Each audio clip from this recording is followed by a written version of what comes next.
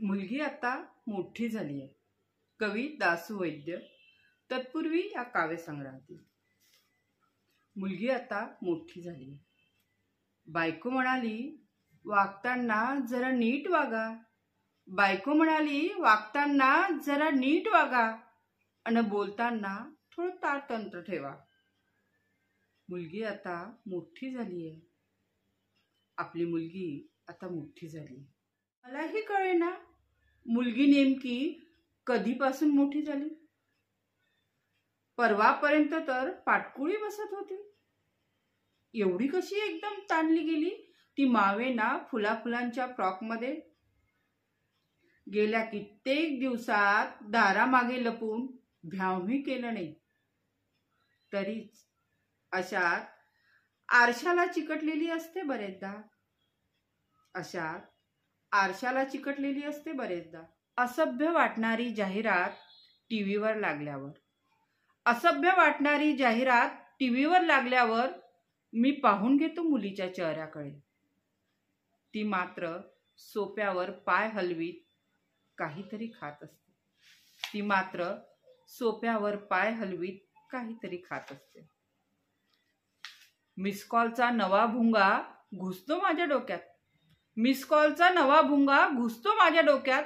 बाहेर रस्त्यावर कंपाऊंडला खेटून बाईक शेजारी दोन झिपरी मुलं वाटतात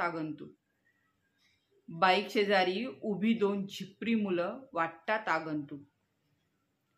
मध्यरात्री आलेला मिस कॉल माझी झोपच उडवतो. माझी घालवतो झोप. मुलगी मात्र वाचता वाचता निवांत झोपी गेलेली.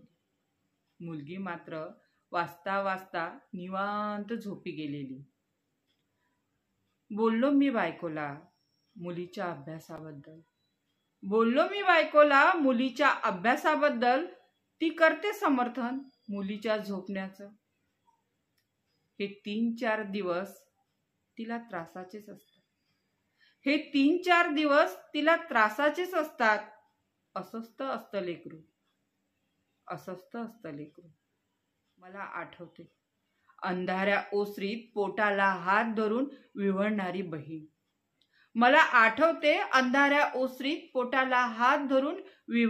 बहीण आणि तिला थोपटणारी आई.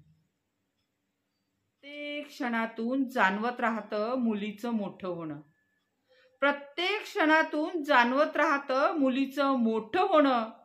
मात्र कुणाला दिसत नाही मला शिवलेला मुलगी मोठी